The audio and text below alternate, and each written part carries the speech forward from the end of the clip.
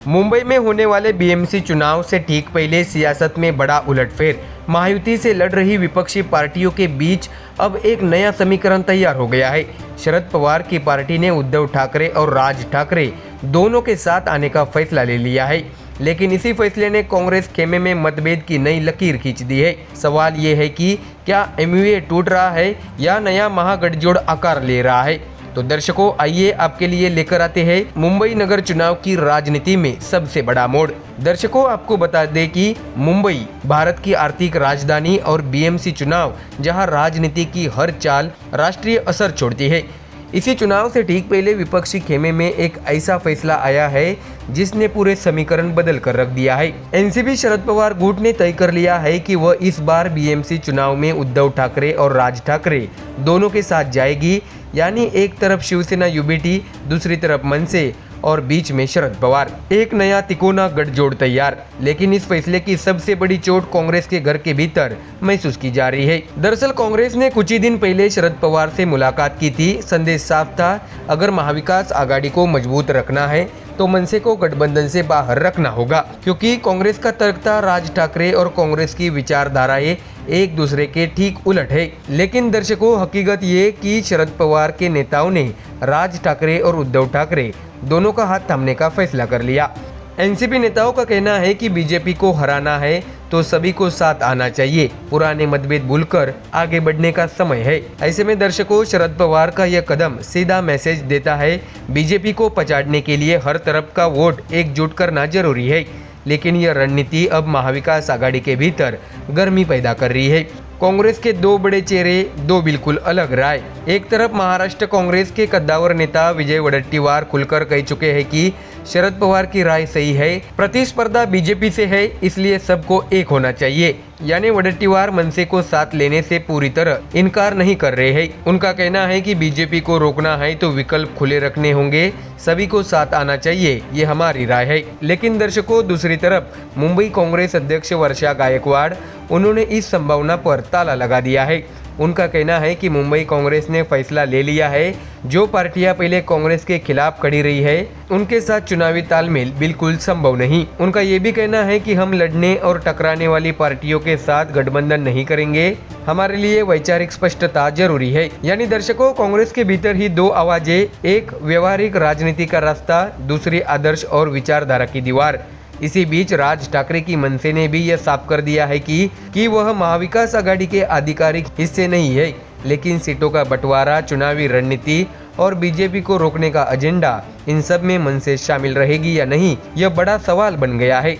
दर्शकों, जानकारी दी कि बीएमसी चुनाव सिर्फ राजनीतिक समीकरण का नहीं, मुंबई के स्थानीय मुद्दे, सड़कों, हेल्थ फंड्स, ट्रांसपेरेंसी, इनका भी चुनाव है। और यही वजह है कि हर पार्टी अपनी ताकत के हिसाब से ही सही पार्टनर ढूंढ रही है। ऐसे में दर्शकों, क्या शरद पवार का मास्टर स्ट्रोक विपक्ष को बड़ा बना देगा या कांग्रेस का अंतर्विरोध महाविकास आघाड़ी को भीतर ही भीतर कमजोर कर देगा? क्या मनसे का साथ वोट जोड़ देगा या हिंदुत्व वोटों में उल्टा कटाव करेगा? मुंबई का सबसे प्रतिष्ठित चुनाव अब बहुत दिलचस्प मोड़ पर है। ऐसे में दर्शकों, तो शरद पवार ने खेल का रुख बदल दिया है। कांग्रेस अभी भी दुविधा में है और मनसे अपनी शर्तों पर चलना चाहती है। बीएमसी के मैदान में किसका गठजोड़ टिकेगा और किसका ढह जाएगा, ये अगले कुछ दिनों में साफ हो जाएगा। फिलहाल एक बात तो तय है कि मुंबई में चुनावी तापमान पूरी तरह चढ़ चुका है। तो दर्शकों, फिलहाल इस खबर में इतना ही। देश और दुनिया की बाकी और खबरें जानने के लिए जुड़े रहिए हमारे चैनल MDR न्यूज के साथ। धन्यवाद। महाराष्ट्र की राजनीति में एक बार फिर माहौल गर्म है और वजह है राज ठाकरे। मुंबई में होने वाले बीएमसी चुनाव से ठीक पहले राज ने मराठी मतदाताओं को ऐसा अलर्ट कर दिया है जिसने राजनीतिक गलियारों में हलचल तेज कर दी है। राज ठाकरे ने साफ कहा है कि अगर मराठी लोग सतर्क नहीं रहे तो आने वाला बीएमसी चुनाव मराठी मानुष का आखिरी चुनाव साबित हो सकता है। ऐसे में दर्शकों, क्या है उनके बयान का राजनीतिक संकेत और क्यों बार बार उठ रहा है वोटर लिस्ट में गड़बड़ी का मुद्दा? आइए पूरी रिपोर्ट देखते हैं। दर्शकों, मुंबई राजनीति का सबसे बड़ा रन, और इस रन में रविवार को राज ठाकरे ने वो चेतावनी दे दी जिसने बीएमसी चुनाव का पूरा टोन ही बदल दिया है। मनसे के कोकण महोत्सव के मंच से राज ने सीधे सीधे मराठी भाषियों को कहा, होश में रहो, नहीं तो ये चुनाव आखिरी चुनाव साबित हो जाएगा। राज ठाकरे ने यह भी कहा है कि अपनी सतर्कता कायम रखिए, वरना नुकसान निश्चित है। अगर आप सतर्क नहीं रहे तो आने वाला बीएमसी चुनाव मराठे मानुष का आखिरी चुनाव होगा। ऐसे में दर्शकों, राज ठाकरे का ये बयान सिर्फ एक चेतावनी नहीं, ये चुनावी मौसम की सबसे बड़ी राजनीतिक रणनीति भी माना जा रहा है। बीएमसी देश की सबसे अमीर नगर निकाय, जिसका नियंत्रण सिर्फ मुंबई की राजनीति ही नहीं बल्कि महाराष्ट्र की सत्ता के समीकरण भी तय करता है। और इसी बीएमसी चुनाव को लेकर राजनीति हर दिन नई करवट ले रही है। ऐसे में दर्शकों, आपको जानकारी दे कि राज ठाकरे ने अपने मंच से ये साफ कहा है कि अगर मुंबई मराठी हाथों से निकल गई तो हालात बदलने में देर नहीं लगेगी। उन्होंने बिना नाम लिए रूलिंग पार्टियों पर तीखा हमला बोला। राज ठाकरे ने कहा है कि अगर मुंबई हमारे हाथ से निकल गई तो ये लोग तबाही मचा देंगे, हम कुछ नहीं कर पाएंगे। ऐसे में दर्शकों, राज ठाकरे की ये नाराजगी सिर्फ राजनीतिक नहीं बल्कि प्रशासनिक स्तर पर भी है, क्योंकि पिछले कुछ महीनों से वे लगातार वोटर लिस्ट में गड़बड़ी का आरोप उठा रहे हैं। कुछ दिन पहले विपक्षी दलों ने इसी मुद्दे पर एक संयुक्त मार्च निकाला था और उस मार्च में राज ठाकरे भी शामिल हुए थे। यानी अब मतदाता सूची बीएमसी चुनाव का सबसे बड़ा मुद्दा बन चुका है। ऐसे में राज ठाकरे का आरोप है कि वोटर लिस्ट में भारी विसंगतियां है, कई नाम हटे हुए, कई नाम दोहराए हुए और कई ऐसे नाम जो असल में अस्तित्व में ही नहीं। इसी को लेकर राज ठाकरे ने रविवार को मराठी वोटरों से सीधे अपील की कि बेपरवाह मत रहो, वोटर लिस्ट चेक करो, अपने आसपास नजर रखो, वोटर असली है या नकली ये देखना जरूरी है। पॉलिटिक्स जिस तरह चल रही है उसी माहौल में मतदाता सूची पर नजर रखना बेहद जरूरी है। ऐसे में दर्शकों, दरअसल महाराष्ट्र में इन दिनों लोकल बॉडी इलेक्शन जारी है। नगर परिषद और नगर पंचायत चुनाव के बाद अब अगला बड़ा चुनाव है मुंबई महानगर पालिका। ऐसे में विपक्ष लगातार आरोप लगा रहा है कि चुनाव आयोग की मतदाता सूची में गंभीर गड़बड़ियां है और इन गड़बड़ियों का फायदा सत्ता पक्ष को हो सकता है। ऐसे में दर्शकों, राज ठाकरे का बयान ऐसे समय आया है जब बीएमसी चुनाव से पहले विपक्ष पहले ही सरकार पर राजनीतिक दबाव बढ़ा रहा है। शिवसेना, यूबीटी, कांग्रेस और एनसीपी शरद पवार गुट पहले ही चुनाव आयोग और सरकार पर पारदर्शिता को लेकर सवाल उठा चुके हैं। ऐसे में अब मनसे प्रमुख की यह चेतावनी विपक्ष को और मजबूत मुद्दा देती है। राज ठाकरे के बयान के कई मतलब निकाले जा रहे हैं कि क्या यह मराठी वोटरों को एकजुट करने की रणनीति है या फिर ये चुनावी समय से पहले मनसे का पावर शॉट है या फिर महाराष्ट्र की राजनीति में आगामी गठबंधन समीकरणों की झलक। राज ठाकरे चुनावी मौसम में अक्सर अपनी शैली से माहौल सेट करते हैं, लेकिन इस बार का बयान असामान्य रूप से तीखा और चेतावनी भरा है। ऐसे में आखिरकार बीएमसी चुनाव सिर्फ सीटों की लड़ाई नहीं, ये मुंबई की पहचान और मराठी राजनीतिक आधार का मसला भी है। और इसी वजह से हर पार्टी, हर नेता इस चुनाव को प्रतिष्ठा की लड़ाई बताकर मैदान में उतर रही है। राज ठाकरे की चेतावनी के बाद अब बीजेपी, शिवसेना, शिंदे गुट, एनसीपी, अजित गुट और एमवीए सभी पार्टियों के रिएक्शन का इंतजार है। तो दर्शकों, राज ठाकरे के इस बयान से चुनावी हवा में नई हलचल पैदा कर दी है। क्या वाकई मतदाता सूची में गड़बड़ी है और क्या इस चेतावनी का असर मराठी वोटरों पर पड़ेगा? इन सवालों के जवाब आने वाले दिनों में और साफ होंगे। फिलहाल बीएमसी चुनाव की राजनीति दिन ब दिन और दिलचस्प होती जा रही है। तो अयोध्या में मंगलवार को इतिहास एक बार फिर दर्ज हो गया, जब राम मंदिर के शिखर पर पहली बार धार्मिक ध्वजा फहराई गई। प्रधानमंत्री नरेंद्र मोदी, आरएसएस प्रमुख मोहन भागवत और उत्तर प्रदेश के मुख्यमंत्री योगी आदित्यनाथ इस ऐतिहासिक क्षण के साक्षी बने। लेकिन जैसे ही मंदिर के शिखर पर भगवा लहराया, राजनीति ने भी अपना रंग दिखा दिया। उद्धव ठाकरे गुट ने मोदी सरकार पर भगवा की मार्केटिंग का आरोप लगाया है। पूरा मामला क्या है, आइए दर्शकों देखते हैं इस रिपोर्ट में। दर्शकों, आपको जानकारी दे कि अयोध्या, जहां सदियों की प्रतीक्षा आज एक नई ऊंचाई पर पहुंची। राम मंदिर के 161 फीट ऊंचे शिखर पर ठीक 11:50 अभिजीत मुहूर्त में पीएम नरेंद्र मोदी ने केसरिया धर्म ध्वजा फहराई और पूरा परिसर जय श्री राम के उद्घोष से गूंज उठा। यह वो क्षण था जिसे प्रधानमंत्री ने सदियों के जख्म भरने और संकल्प पूरा होने का पल बताया। एक क्लिक से बटन दबाते ही 2 किलो वजन की केसरिया ध्वजा शिखर पर लहराने लगी और पीएम नरेंद्र मोदी भावुक होकर हाथ जोड़ते दिखे। तो वही दर्शकों, इससे पहले प्रधानमंत्री ने राम दरबार में विशेष पूजा की, रामलला के दर्शन किए और मंदिर परिसर में सबसे पहले सप्तऋषि मंदिर में पूजा संपन्न की। प्राण प्रतिष्ठा के 673 दिन बाद मंदिर अब अपने संपूर्ण स्वरूप में नजर आया और ध्वजारोहण के साथ उसके शिखर ने भी नई पहचान पाली। लेकिन दर्शकों, धार्मिक आस्था के इस बड़े आयोजन पर राजनीति का रंग भी चढ़ गया। उद्धव ठाकरे गुट ने भगवा ध्वजा को लेकर मोदी सरकार पर तीखा हमला बोला है। शिवसेना यूबीटी नेता अंबादास दानवे ने कहा है कि श्री राम मंदिर पर भगवा लहराना स्वाभिमान की बात है, ये कोई नई बात नहीं, लेकिन जिस तरह भगवा की मार्केटिंग की जा रही है वो गलत है। प्रभु श्री राम का इस्तेमाल वोट के लिए नहीं होना चाहिए। इसके साथ ही अंबादास दानवे ने यह भी कहा है कि हिंदुस्तान के हर मंदिर पर भगवा लहराता है, ये परंपरा है, लेकिन केंद्र सरकार इसे चुनावी मुद्दा बना रही है। इसके साथ ही उन्होंने मुख्यमंत्री देवेंद्र फडणवीस पर भी निशाना साधा। कहा कि राम का नाम लेने से पहले नेताओं को अपने वादे याद करने चाहिए। दानवे ने यह भी कहा है कि हमसे पूछेंगे कि हम राम भक्त है या नहीं, पहले जनता से किए वादे निभाए। किसानों की कर्जमाफी का क्या हुआ? राम के प्रति झूठा प्यार दिखाना सही नहीं, ऐसा भी अंबादास दानवे ने कहा है। ऐसे में दर्शकों, शिवसेना यूबीटी नेता का ये बयान सीधे बीजेपी पर हमला माना जा रहा है, खासकर क्योंकि उत्तर प्रदेश और महाराष्ट्र दोनों जगह चुनावी हलचल तेज है और राम मंदिर राजनीति के केंद्र में है। बिहार, बंगाल, महाराष्ट्र हर जगह बीजेपी राम मंदिर के मुद्दे को अपनी बड़ी उपलब्धि बता रही है, लेकिन उद्धव गुट इसे चुनावी हथियार करार दे रहा है। तो वही दर्शकों, इधर अयोध्या में माहौल बिल्कुल अलग था। ध्वजा फहराने के बाद मंदिर परिसर में भक्तों की आंखों में खुशी और भक्ति साफ दिखी। प्रधानमंत्री नरेंद्र मोदी ने कहा है कि 500 साल पुराना संकल्प आज पूरा हुआ है। रामलला का भव्य मंदिर लोगों की आस्था और भारतीय संस्कृति का प्रतीक बनेगा। आरएसएस प्रमुख मोहन भागवत और सीएम योगी भी इस ऐतिहासिक क्षण में मौजूद रहे। ऐसे में दर्शकों, धार्मिक आस्था एकजुट करती है, लेकिन राजनीति अक्सर उसे अपने अंदाज में रंगती है। राम मंदिर के शिखर पर लहराई ध्वजा ने भले ही अयोध्या को भक्ति के रंग में रंग दिया, लेकिन महाराष्ट्र की राजनीति में इससे नई बहस छिड़ गई है। राम मंदिर का ये भव्य स्वरूप अब पूरे विश्व का ध्यान केंद्रित कर रहा है। धर्म ध्वजा लहरा चुकी है, भक्ति का नया अध्याय शुरू हो चुका है। अब देखना होगा कि इस अध्याय की राजनीति किस दिशा में जाती है और भगवा की बहस किस मोड़ पर खत्म होती है। ऐसे में राम मंदिर का शिखर इतिहास बन गया, लेकिन इस इतिहास की गूंज सियासत तक पहुंच चुकी है। तो नमस्कार दर्शकों, बिहार की राजनीति आज फिर गर्मा गई है। पूर्व मुख्यमंत्री और आरजेडी नेता राबड़ी देवी को उनका पुराना सरकारी आवास खाली करने का नोटिस दिया गया है और इसके बाद सियासी तूफान उठ खड़ा हुआ है। रोहिणी आचार्य से लेकर आरजेडी तक सबने इस फैसले को राजनीतिक प्रतिशोध करार दिया है। क्या है पूरा मामला? क्यों बिहार की सियासत में अचानक हलचल बढ़ गई है?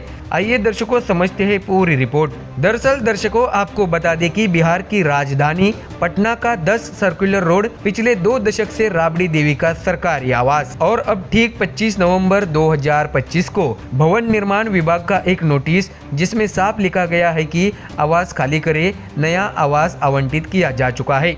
लेकिन नोटिस आने के साथ ही राजनीति भी गर्म हो गई।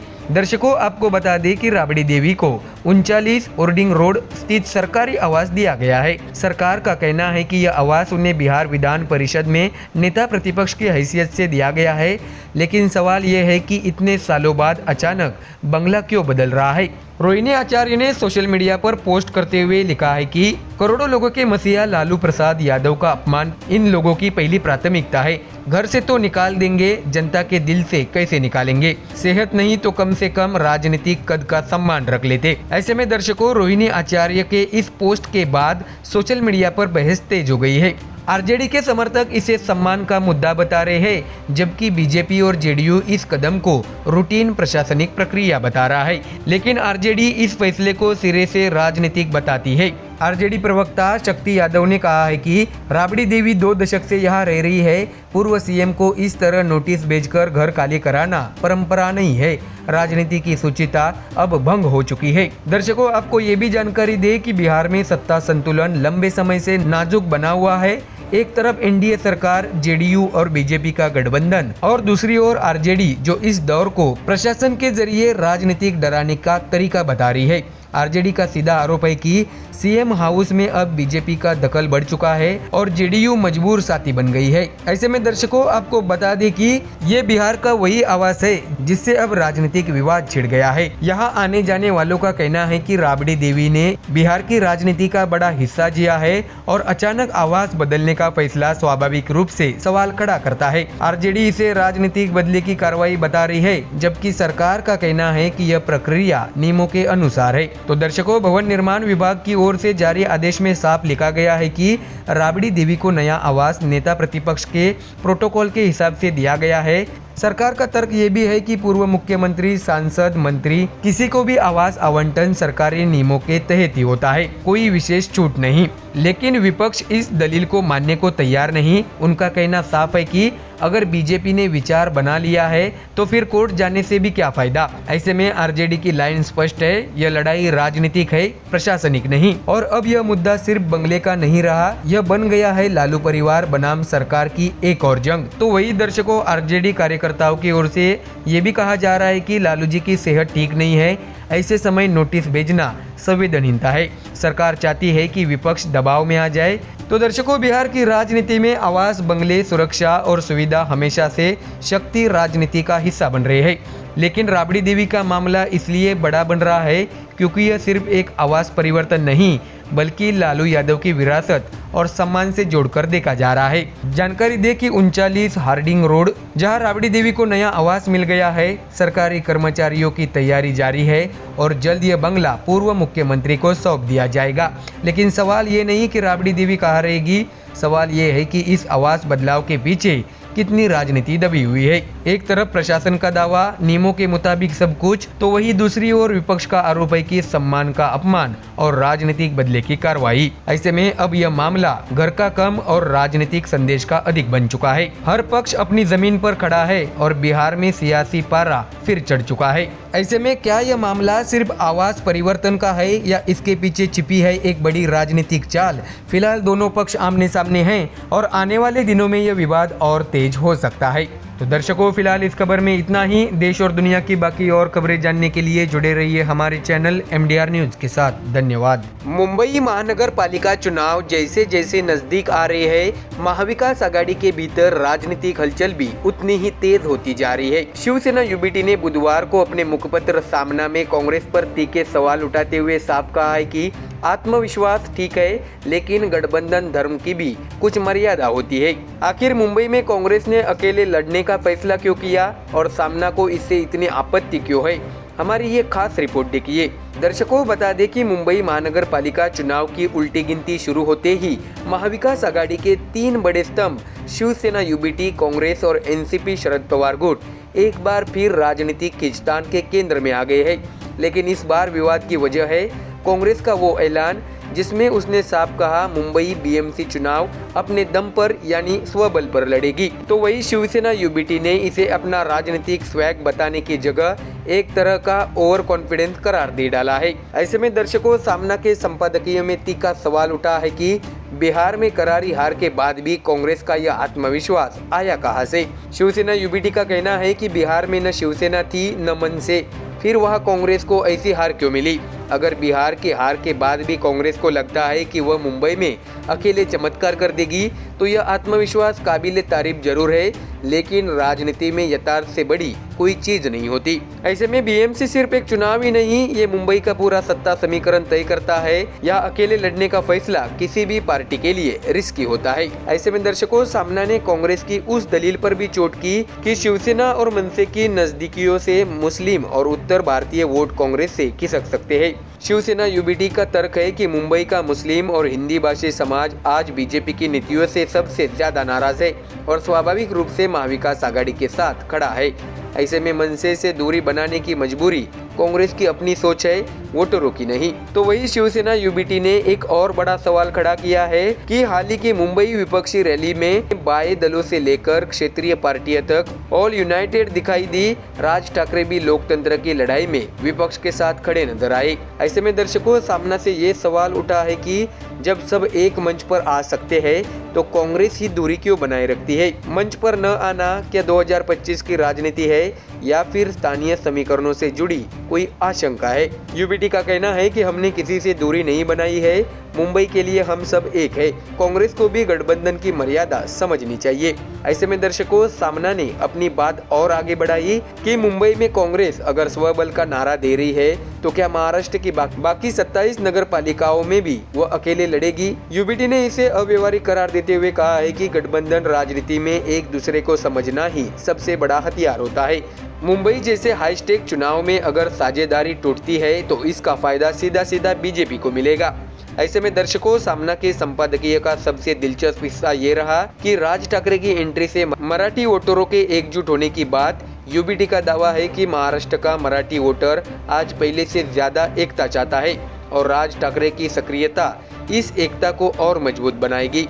यूबीटी को भरोसा है कि मनसे और शिवसेना का साथ नुकसान नहीं बल्कि महाविकास आघाड़ी के लिए लाभ भी लाएगा। तो दर्शकों, महाविकास आघाड़ी की तस्वीर साफ है। यूबीटी और एनसीपी एक मंच पर मजबूती से खड़े हैं। कांग्रेस चाहे तो अकेले लड़े, ये उसका राजनीतिक अधिकार है। लेकिन सवाल बड़ा है, क्या बीएमसी चुनाव में स्वबल की राजनीति सत्ता तक पहुंचाएगी या फिर आघाड़ी की एकजुटता को टूटने का खतरा पैदा करेगी। ऐसे में दर्शकों, मुंबई की राजनीति गर्म है और आने वाले दिनों में ये और गर्माई नजर आएगी। तो दर्शकों, फिलहाल इस खबर में इतना ही। देश और दुनिया की बाकी और खबरें जानने के लिए जुड़े रहिए हमारे चैनल MDR न्यूज के साथ। धन्यवाद। महाराष्ट्र में बीएमसी और स्थानीय निकाय चुनाव की उल्टी गिनती शुरू हो चुकी है और इसी के साथ सत्तारूढ़ महायुति के भीतर खींचतान खुलकर सतह पर आ गई है। बीजेपी ने साफ संकेत दे दिया है कि नवाब मलिक को चुनावी प्रभावी बनाकर एनसीपी आएगी तो मुंबई में गठबंधन संभव नहीं। ऐसे में दर्शकों, आखिर इतनी तल्खी क्यों? बीजेपी किस बात पर अड़ी है और एनसीपी अजित पवार गुट क्या संदेश देना चाहती है? देखिए हमारा ये स्पेशल रिपोर्ट पैकेज इसी राजनीतिक टकराव की पूरी कहानी बताता है। दर्शकों, आपको जानकारी दे कि महाराष्ट्र की सत्ता संभाल रही महायुति चुनावी मैदान में उतरने से पहले ही महाविवाद का सामना कर रही है। बीजेपी ने साफ शब्दों में कह दिया है कि नवाब मलिक की मौजूदगी में मुंबई में किसी भी तरह की सीट बंटवारे की बातचीत संभव ही नहीं। बीजेपी के नेता आशीष शेलार ने बताया है कि ये विरोध किसी व्यक्ति से नहीं, आरोपों की गंभीरता से है। बीजेपी किसी ऐसे नेता के साथ नहीं खड़ी हो सकती जिन पर मनी लॉन्ड्रिंग और अंडरवर्ल्ड से संबंध जैसे आरोप हो। ऐसे में बीजेपी का साफ रुख है। बीजेपी अपनी लाइन बिल्कुल स्पष्ट कर चुकी है, सिद्धांतों से समझौता नहीं होगा। पार्टी को आशंका है कि नवाब मलिक के साथ एक मंच पर दिखना उसके कोर वोट बैंक को नुकसान पहुंचा सकता है।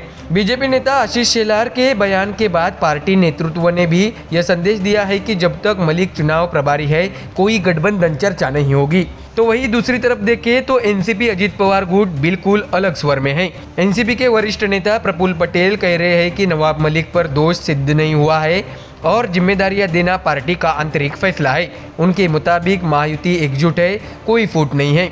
इसके साथ ही प्रफुल्ल पटेल ने यह भी कहा है कि नवाब मलिक पार्टी के वरिष्ठ सहयोगी है, उन पर कोर्ट ने कोई दोष तय नहीं किया है। गठबंधन पूरी तरह एकजुट है। ऐसे में दर्शकों, नवाब मलिक और बीजेपी के बीच तनाव कोई आज की कहानी नहीं। साल 2014 के बाद विपक्ष में रहते हुए मलिक ने लगातार बीजेपी सरकार पर तेज और आक्रामक हमले किए थे। ऐसे में मोड़ आया 2021 का, जब मलिक ने एनसीपी अधिकारी समीर वानखेड़े और केंद्र पर गंभीर आरोप लगाए।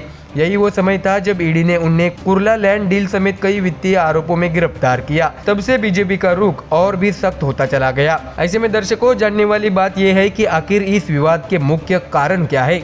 बता दें कि दाऊद इब्राहिम गैंग से जुड़े होने के आरोप, कुर्ला जमीन सौदे में अनियमितता, बीजेपी और केंद्र पर मलिक के आक्रामक बयान, महायुति का हिस्सा बनकर चुनाव मैदान में वापसी और बीजेपी का अपने पुराने आरोपों से पीछे हटने से इनकार।